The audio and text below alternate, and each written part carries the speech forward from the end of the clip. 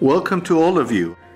We've launched the CURA program, CIRS Undergraduate Research Advancement, to better involve our students in what we consider to be the core strength of CIRS, its research and scholarship, and the publication of that research.